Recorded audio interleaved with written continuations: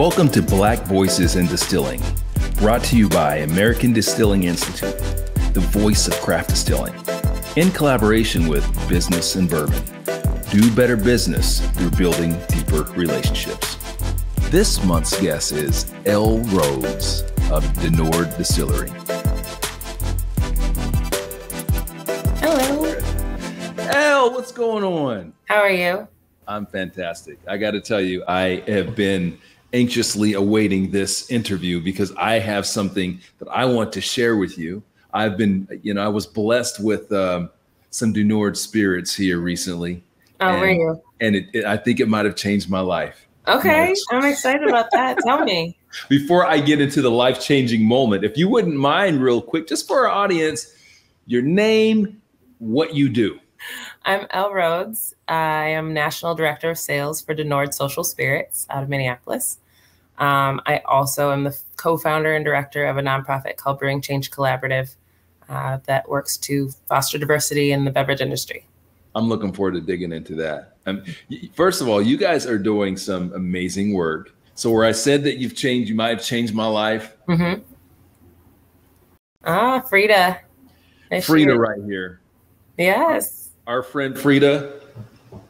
The best coffee liqueur. Oh, and Fernet. Okay. Fernet and sparkling water, my friends. I'm telling you, delicious. Okay. I haven't tried that way. I'm going to have to try that one. You know what? I might have just changed your life. Maybe. I'm just saying. What's the ratio? So usually 1-1. So, one part Frida, one part Fernet. I actually kind of cut down on the Fernet just a little bit. So just under one. And then as far as the sparkling water, like just a little bit. We'll splash in there. Okay.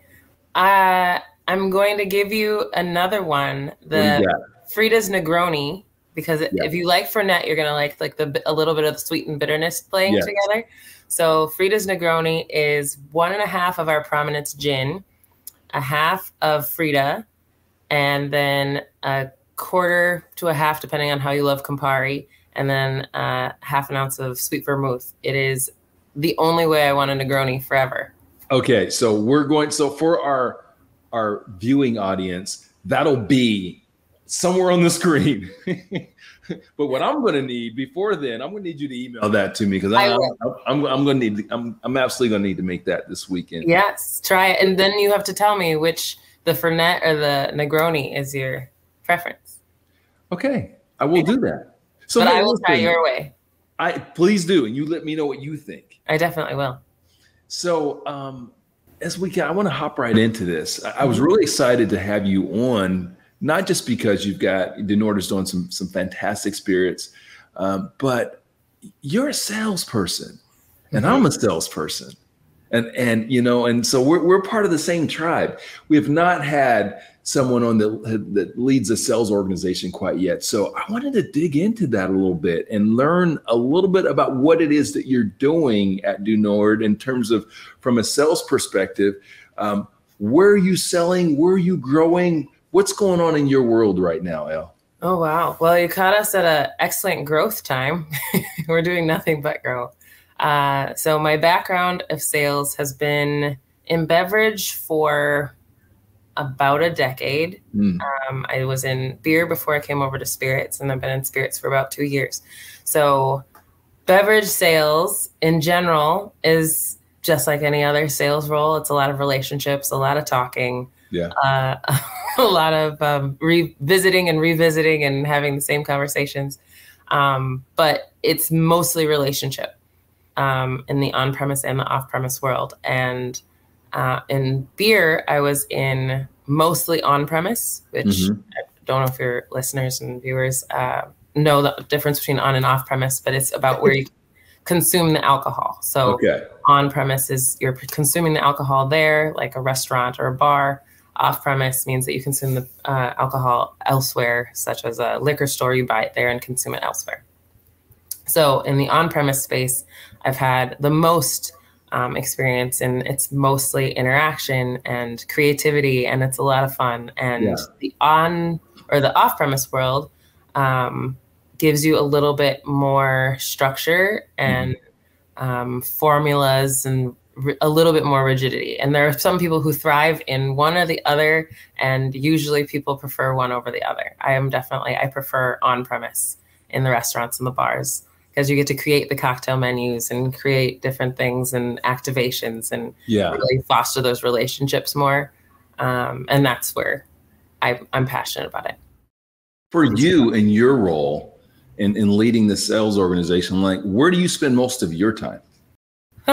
Well, it's a big switch from being a sales rep and out on the street to being a director, which means that relationship for me personally has been a lot more of fostering distributor relationships and being able to kind of umbrella our overall company relationship with different distributors and accounts from there. I've finally gotten to hire a couple of people, sales, an ambassador who goes about and does a lot of the tastings and activations for me or for the company. And then also a sales rep who will be doing a lot of those activations and relationships more on the street and at the account level. Okay. So me personally, I'm managing the distribution because we've been expanding and growing over the last 2 years since I joined.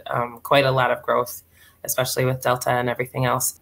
Hey, if you wouldn't mind sharing with the audience, I'm going to let you let that cat out the bag. That's some fantastic news. And I'd love if you shared that. You just mentioned an airline. Can you talk about that a little bit? I did. So in October, we announced that we are the onboard vodka beverage for Delta Airlines, which is very exciting for us, especially for a small craft brand with a very tiny staff. And we're blessed beyond measure to be able to foster that relationship with a number of different partnerships, helping to make that happen. Yeah. Congratulations. That is fantastic. And now can I get vodka now? Yes, you can still buy all of our 5 expressions. We have 5 expressions. So on Delta, can I get it on my next Delta flight? Yes, you can get it on Delta. They're still phasing out their existing vodka, but let's kick those guys out. Phase it all the way out. So it's just us. And I've had it on numerous flights by now. So nice. So hey, I wanted to ask you, you are in some territory. How can I put this? There aren't a whole lot of people that look like you that are doing the job that you're doing. But there is someone that is watching this right now that is inspired by seeing you do the job that you're doing.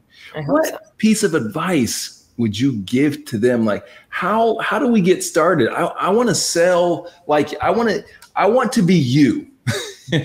How do I find a role like that? How do I put myself out there? I did an interview with somebody for just in general, like the industry, the hospitality industry. Why was it? I think the title of the article was "Why So White" or something like that. And they asked me to participate. And the person that called me literally called saying, "Am I actually talking to a Black person in the beer industry?" And I said, "Yeah." And it was such a throw off of like that I wasn't expecting that. And they're like, "You're a unicorn. You're the only one." And I was like, that can't be true. And she's like, "Definitely. I've reached out and tried all of that I could." And this was, I don't know, 7 or 8 years ago now, probably. Yeah. But it stayed that way for a long time. And so we started a nonprofit to kind of increase those faces and spaces and increase the BIPOC population. And the BIPOC population has definitely grown in general in the industry, which is exciting. But not always in sales. Like there's a lot of people in brewing or a lot of people in production or a lot of people in like behind the bars and all of those things. But in sales, there isn't a whole lot of BIPOC representation. If you wouldn't mind, Elle, can you just, that acronym for our audience, can you go ahead and tell them what BIPOC stands for? BIPOC is Black, Indigenous, Person of Color. It's not checking all of the boxes, but checking one of the boxes. Thank you. Yes, no problem. So now at this point, I know, everybody's trying to support Black business or supporting BIPOC industries and things like that. So honestly, at this point, I would hope that being able to approach any company, excuse me, with the, "Hey, I want to get into this industry. Can you recommend a good pathway for me? Or can I intern with you or shadow you or just work part-time or doing tastings or anything like that, especially right now. Everybody needs people in samplings. Everybody's trying to hire somebody for something. So reaching out is an excellent way. Linking up to an organization like Brewing Change Collaborative or other organizations around the country. We have people all the time giving us job openings and positions that they're willing to hire for, that that you wouldn't need the experience, that you wouldn't need the inroads that a lot of other people would have. Honestly, it's just reach out at this point, which is great. I'm really excited that that is a pathway that a lot of people can pursue it in that manner, as just being honest. Like, I don't know what I'm doing in this industry yet, but I'm trying to figure that out. And I would really like your help. And if you can't help me, can you point me to somebody who can? And that should produce a good answer. Whereas in the past, it would have been definitely a very different response. How did you start? I started essentially by my passion for craft beer. My best friend and I would belly up and, try different things. And he was a big IPA person and I was a big Belgian person. And it became this curiosity for me. And when I find a curiosity, I usually wind up like hunting it down a little bit. So I wound up going to a bunch of courses and kind of just educating myself, because I wanted to know, why is it that I hate IPAs, but it's beer? Like, what is this? And then that grew into a sales role, and then being in beer for a while, and then coming over to spirits. And that was by way of just kind of experience and knowing Chris and him knowing what I was trying to accomplish, not only in my life, but also in the nonprofit. Okay. So, and then it's just grown from there for me, which is great. And Chris is always saying, like, you will walk into any room and walk out knowing everybody. So it's just a lot of talking and networking and trying to find your fit. And I've had a lot of good fits, which was good. And Chris being the founder of Du Nord. Yeah, Chris Montano. One of the questions I like to ask my guests is, what do you think, would be helpful in bringing more diverse voices into this industry? It's a nonprofit with a mission to foster diversity, equity, and inclusion for people of color in the brewing and beverage industry through education, advocacy, and outreach. And we've been around for 3 years now. We started in 2019 and just had our 3rd anniversary gala in March. And have seen a lot of growth and a lot of engagement within the community and with members. And anybody can be a member as long as you're a BIPOC person. There's no membership dues or anything, as long as you just want to engage. We've actually had this conversation a number of times of, like, how do we fix this problem and what are the issues facing us? And we just did a panel for CBC, because that was in Minneapolis this year, Craft Brewers Conference, with the Brewers Association, and had a panel speaking to the work that we're doing with the nonprofit. Mm-hmm. And when we started, we thought it was going to be more simple. Certainly, we thought it was going to be, as long as we can tell people about their opportunities and their access ways to the industry, then people will be interested and come in just like we did. And then realizing that there are several barriers to that, those things that we had to tackle. So those became the tenets of the organization. So the education, the advocacy, and the outreach means that we're removing the barriers that would eliminate opportunities for people. So we have an educational series, which works to train people in beer, wine, and also working to spirits as well. And that's multifaceted in terms of what that is, in terms of production, in terms of sales. We have a whole series for that. We have an entrepreneurial series that we're doing, working with a local liquor store owner who's very successful in his business. And he's reached out a while ago asking how he could be helpful. And I said, you've been running a successful business for a long time. Show us how to do that. Yeah. From a standpoint of people who don't have any interest or experience whatsoever running or starting a business. Mm-hmm. We have an engagement series, which allows us to go into different businesses and do tours and education with them, scholarships and partnerships with them. We have scholarships and grants that allow people to actually go to get their Cicerone and get studies and advance their knowledge in those ways, and to be able to engage in events and things across the country and hopefully eventually across the world. that do, like if they want to go to CBC, if it was in Denver, if they wanted to go to, a wine course, then they could do that as well.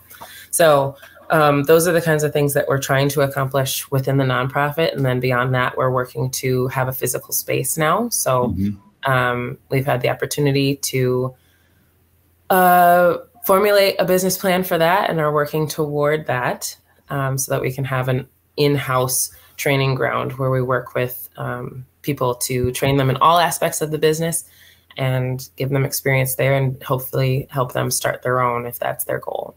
Well, again, you're doing really excellent work. And, the fact that you are actively trying to make a difference and taking those first steps are the hardest, Yeah. And then it's letting people know what you're doing. So, to that point, how can people get involved with your organization? I would say reach out on social or the website. The website is brewingchangecollaborative.org or collab.org. All of them will work because I bought all those things. Or send an email to brewingchangecollab@gmail.com or reach out on Instagram or any of the ways that, you can reach anybody these days. But how you get involved, we have monthly meetings locally. We're working on starting chapters so that we can be national and international. Let's talk about your distribution really quick. Where can our business and bourbon community pick up these delicious spirits that we're talking about? Get that vodka for sure. Foundation vodka. Also, every sale of our foundation vodka goes back to our nonprofit organization through DeNord, the DeNord Foundation. Awesome. So that's also a reason to drink it. But obviously we're in Minnesota. Before I started, we're also in Louisiana, which we are relaunching in June, which we're very excited about. We're in California. We just launched Georgia as a full line because obviously Delta. So every reason to be there as a full line. We are in New York and working on getting the full line in Washington, Kentucky, Michigan, and someplace else. I can't remember where, but we're also available. You can buy and order through the website, which is denordspirits.com, and also Reserve Bar. There we go. All right, guys. So get out there. They're all delicious, but I right now am loving Frida again. It's changed my life. Frida coffee liqueur. And I'm about to have a Frida Negroni here this weekend. So I will let you know. Please do. I know that I'm going to love it. Hey, before we wrap, can you just share where people can connect with you personally? Like, what's the best way to connect with you? If it's DeNord related, I would say Elle@denordspirits.com. It's ELLE. If it's nonprofit, my nonprofit related, I would say brewingchangecollaborative.org. And those would be the best ways to go about it. Awesome. So Elle, thank you so much for joining us for this month's BVID. And for those of you that are, however you're consuming this, if you're watching on American Distilling Institute's YouTube channels or websites or Business and Bourbon, we appreciate you. You can also now watch this on Spotify. So listen and watch on Spotify, which is pretty dope.